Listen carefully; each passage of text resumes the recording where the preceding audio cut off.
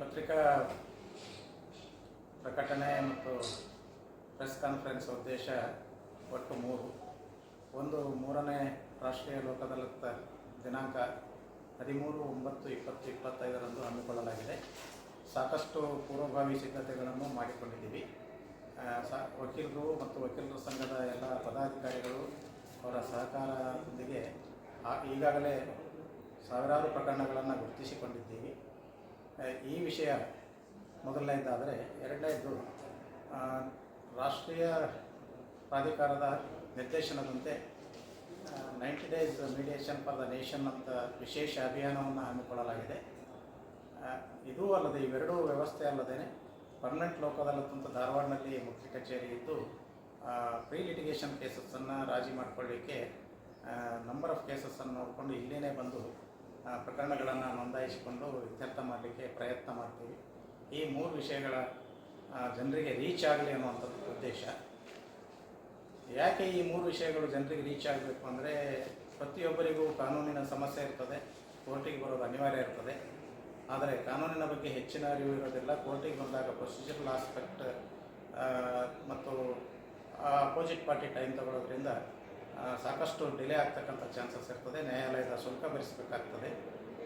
ಹೀಗಾಗಿ ಹೆಚ್ಚಿನ ಖರ್ಚು ತಗುಲ್ತದೆ, ಹೆಚ್ಚಿನ ಸಮಯ ತಗುಲ್ತದೆ. ಅಷ್ಟೊತ್ತಿಗಾಗಲೇ ಪಕ್ಷಕಾರರಿಗೆ, ಕಕ್ಷಿದಾರರಿಗೆ ರೀಚ್ ಆಗಬೇಕಾಗಿರ್ತಕ್ಕಂತಹ ಒಂದು ಪರಿಹಾರ ಭಾಳ ವಿಳಂಬ ಆಗ್ತದೆ ಅಂತಕ್ಕಂಥ ಉದ್ದೇಶದಿಂದ. ಹಾಗೆ ನ್ಯಾಯಾಲಯದಲ್ಲಿ ಇತ್ಯರ್ಥವಾದ ಪ್ರಕರಣಗಳನ್ನು ನಾವು ಮೇಲ್ಮನವಿ ಹೋಗಲಿಕ್ಕೆ ಅವಕಾಶ ಇರ್ತದೆ.